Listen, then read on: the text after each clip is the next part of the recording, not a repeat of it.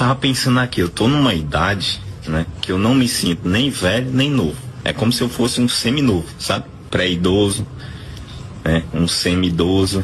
Tem hora que eu quero, tem hora que eu deixo de querer, que a energia tá lá em cima, tem hora que falta energia, dá um blackout, pá.